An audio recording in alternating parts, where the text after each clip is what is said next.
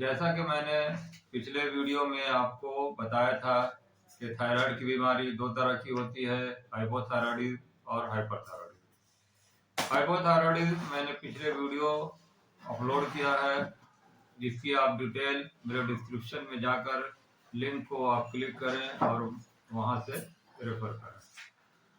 आज मैं आपको हाइपरथायराइडिज्म के बारे में बताता हूँ। हाइपरथायराइडिज्म T3 T4 जब थायराइड ग्लैंड से ज़्यादा बनता है और TSH हार्मोन जब उसमें कम हो जाता है तो इस कंडीशन को हाइपरथायराइडिज्म कहते हैं।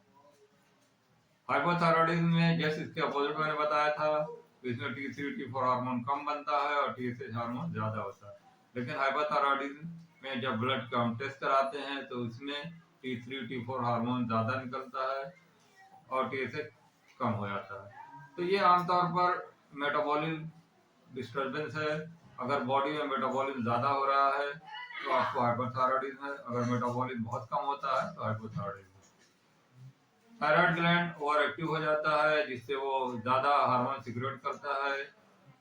इस वजह से T3 T4 हार्मोन जो है हमारे ब्लड में ज़्यादा हो जाते हैं, जिस वजह से हमारा मेटाबॉलिज्म रेट बढ़ जाता है और पेशेंट बहुत हाइपर एक्टिव हो जाता है, रेस्टलेस हो जाता है, उसको भूख ज़्यादा लगती है। हालांकि पेशेंट को भूख अच्छी लगती है लेकिन फिर भी उसका वेट कम हो जाता है। पेशेंट को घबराहट होती है, हार्ट बीट पल्स रेट बढ़ जाते हैं, पसीना आता है, बहुत उसको कमजोरी थकावट लगती है और उसके बाल झड़ने लगते हैं। थायराइड ग्लैंड में स्वेलिंग आ जाती है या आई बॉल का बाहर आ जाना। कुछ पेशेंट जिनकी आई बॉल अगर बड़ी हो गई है या बाहर की तरफ आ रही है तो ये सबसे बड़ा सिम्टम है हाइपरथायराइडिज्म का।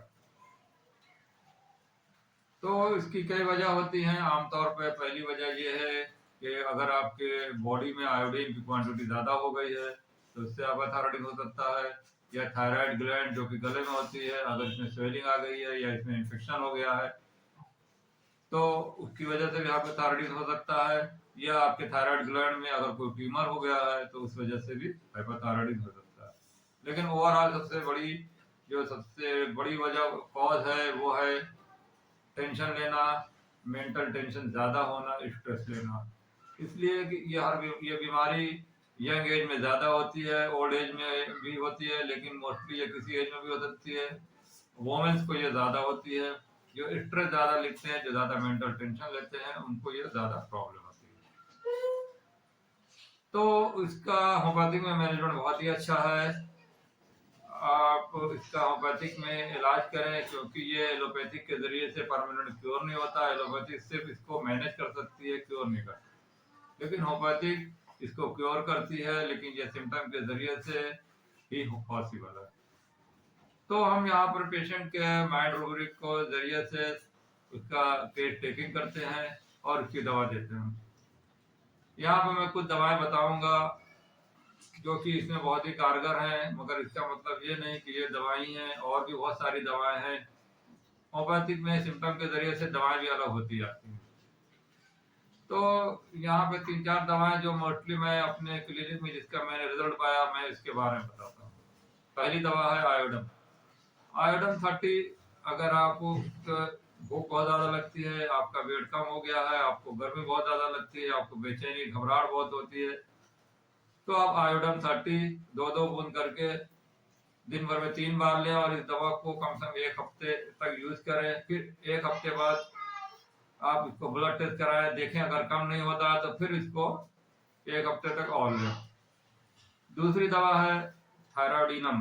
थायराइडिनम जैसा कि नाम से ही पता चल रहा है कि ये थायराइड ग्लैंड से बनाई जाती है। इसको आप वीकली ले सकते हैं, इसको 4 हफ्ते 1 महीने तक लें और उसके बाद जो आपकी जो और सिम्टम की दवाएं चल रही हैं वो साथ लें। तीसरी दवा है नेट्रोम्यूर। नेट्रोम्यूर 30। इसको भी 2-2 बूंद करके सुबह शाम 1 हफ्ते तक लें। इसलिए नाइट्रोम्यूर नमक से ही बनाई जाती है। पेशेंट अगर नमक बहुत ज़्यादा खाने में इस्तेमाल करता है तो उस वजह से जो आयोडाइज नमक होता है खाने में, उसकी वजह से बॉडी में आयोडीन की क्वांटिटी बढ़ जाती है, उस वजह से भी हाइपोथायराइडिज्म होता है। अगर पेशेंट मेंटल स्ट्रेस बहुत लेता है, टेंशन बहुत ज़्यादा लेता है, तो आर्सेनिक भी आप दे सकते हैं। आर्थराइटिस का सिम्टम यह है कि गला बार बार सूखेगा, प्यास बार बार लगेगी, पेशेंट बेचैन रहता है, घबराहट होती है और उसको प्यास बहुत लगती है, उसका भी वेट कम हो जाता है, पैर हाथ में दर्द होता है, थकावट रहती है, चिड़चिड़ा हो जाता है, तो आप आर्सेनिक एल भी दे सकते हैं। इसी तरह पल्सटिल्ला है, फ्यूकस है और भी बहुत सारी दवाएं हैं, लेकिन ये सब सिम्टम के हिसाब से दी जाती है। तो मैं तो ये एडवाइस करूंगा कि आप कभी भी अपनी सेल्फ मेडिकेशन ना करें, बल्कि किसी अच्छे डॉक्टर के अंडर में अपना इलाज कराएं। इसलिए कि होम्योपैथिक क्योर करती है, जड़ से ठीक करती है, तो इसका इलाज सिर्फ सिम्टम के जरिए से, इसके माइंड रूब्रिक के जरिए से होता है, पेशेंट के मिजाज के मुताबिक होता है। इसी तरह आप मेरे चैनल को देखते रहें, पसंद आए तो लाइक करें, शेयर करें और जिन लोगों ने अब तक मेरे चैनल को सब्सक्राइब नहीं किया तो प्लीज़ सब्सक्राइब करें। Thank you.